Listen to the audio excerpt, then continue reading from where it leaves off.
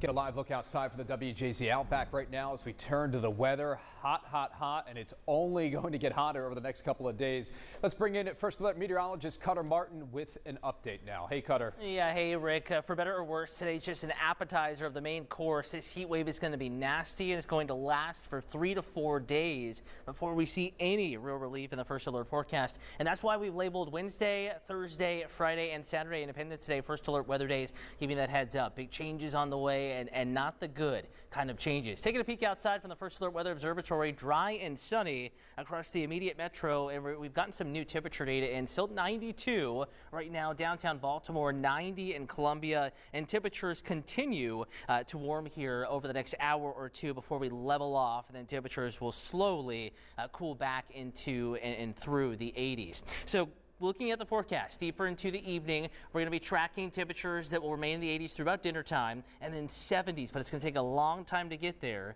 In fact, 11 p.m. midnight, we're still 80 degrees at the Inner Harbor. So if you're outside the Beltway, a little cooler, a little earlier, but even in Cecil County, even in Harford County, we're waking up to lower 70s out the door in the morning. 76, a warm spot, Westminster, 69, Salisbury, 74 in Easton, 75 in Annapolis. Again, it is going to be rather warm outside even early on 6-7 a.m. But that is the time to get outside, get the runs in, the walks in, the outdoor activities in, because we warm up quickly. Back into the lower 90s by 1, mid to upper 90s 4 p.m. So typically if you're someone that runs after you get home from the office, we're still dangerous levels here, at dangerous levels through 7-8 o'clock in the evening.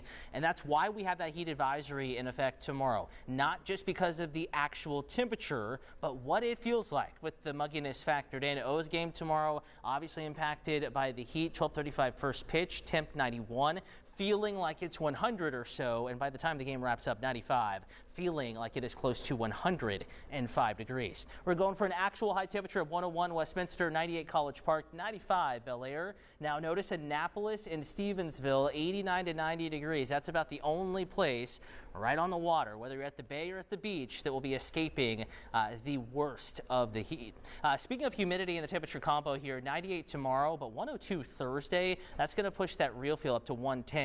103 Friday, it feels like 111 degrees. 100 degrees on Independence Day. It's feeling like 108 degrees as you're trying to grill and eat and get the fireworks set up. So again, use caution, pay attention to how you are feeling, and check on ones that may need some help through a weather situation like this. If you're headed to the beach, good news though, the ocean will be relatively calm. Seas 1 to maybe 2 feet right there at the beach. Low risk of rip currents along the Maryland coastline. Moderate risk for Virginia beaches and southern New Jersey.